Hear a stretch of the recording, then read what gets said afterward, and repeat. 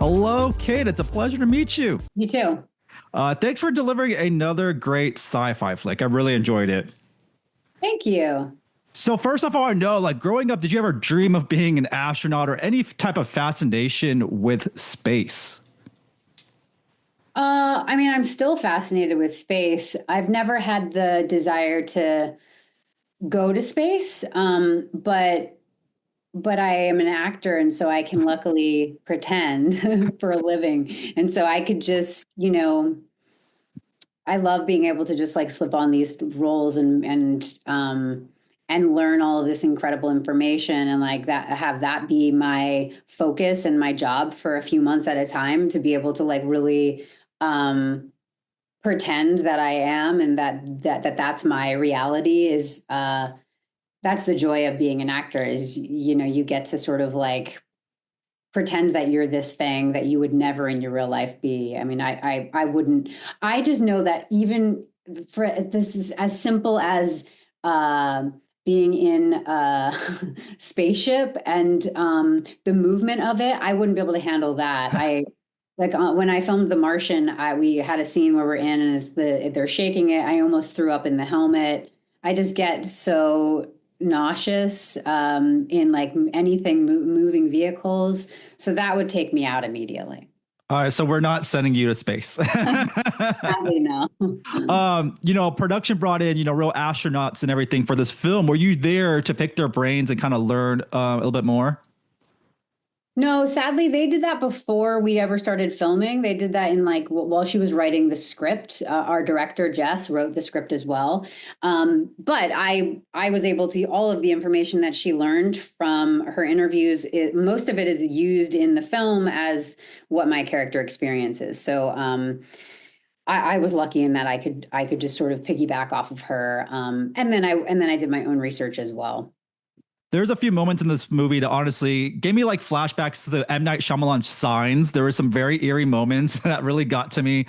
Seeing, I don't want to give anything away, but there's some moments that I'm like, whoa, okay, what's going on here?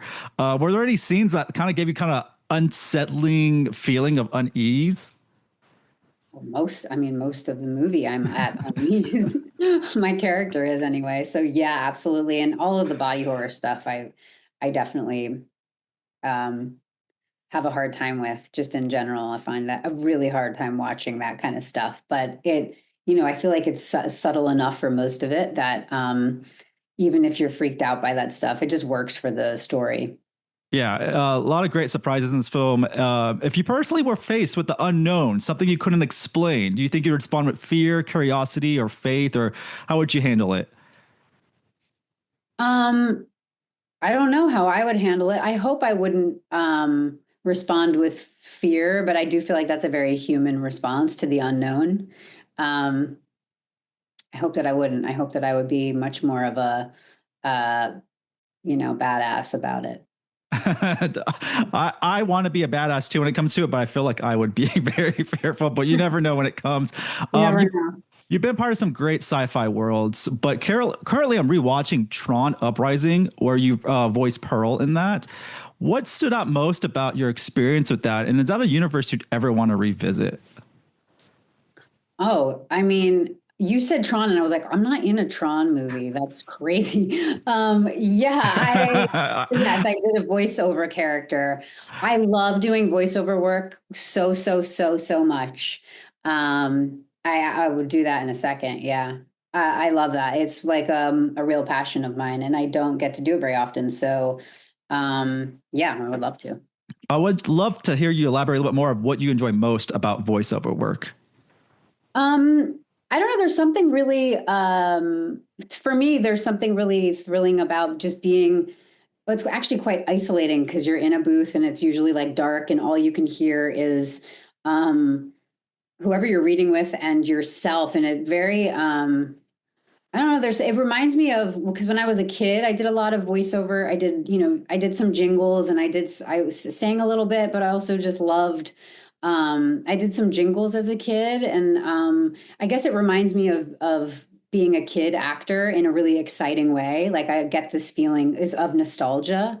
So it's always been my dream to be in some sort of like an animated film Disney, of course, but there's so many others as well. That was my dream as a kid, was to be a quote unquote Disney singer. That's what I thought they were called as a child. So I think it has to do with my childhood dreams of, being an actor. Kate, thank you so much for the time. I really appreciate it. Until next time. Thank you.